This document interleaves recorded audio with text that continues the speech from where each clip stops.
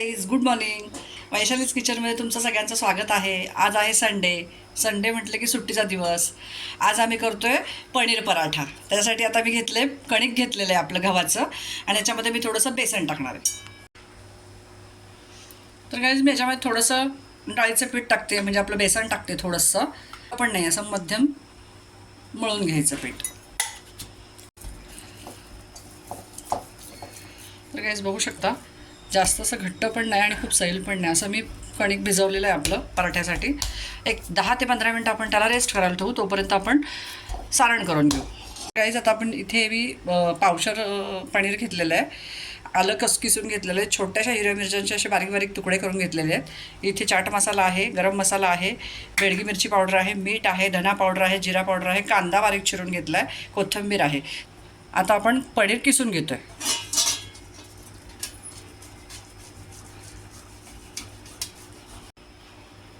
तर काहीच मिरच्या टाकून घेते, आलं टाकते किसलेलं, कांदा टाकते, कोथिंबीर टाकते चिरलेली बारीक, धना पावडर, जिरा पावडर, चाट मसाला, तुमच्याकडे आमचूर पावडर असेल तर घाला, बेडगी मिरची पावडर, गरम मसाला आणि मीठ घालायचं चवीपुरतं. आता आपण हे मिक्स करून घेऊया. तर काहीच आपण एक छोटासा असा गोळा घ्यायचा पिठाचा, त्याच्यामध्ये आपण हे पनीरचं सारण भरायचं आहे, जरा जास्तच भरायचं, आणि हा आपला बंद करून घ्यायचा आहे गोळा.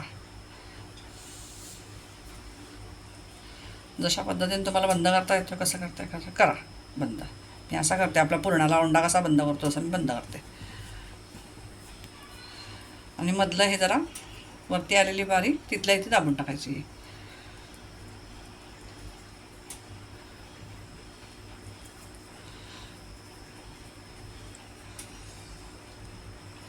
बघू शकता काहीच.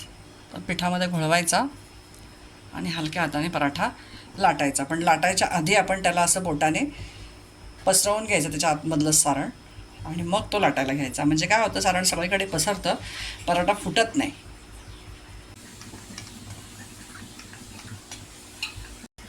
तर काहीच इथे आपण तव्यावरती थोडं तूप टाकून घेते मी.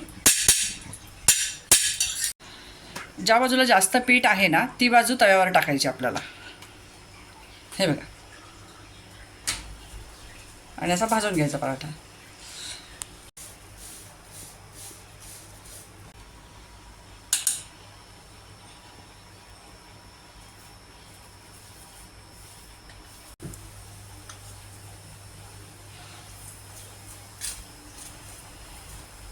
काहीच किती खरपूस पराठा भाजलेला आहे आपला, सुंदर झालेला आहे. असेच मी अजून पुढचे पराठे करून घेते.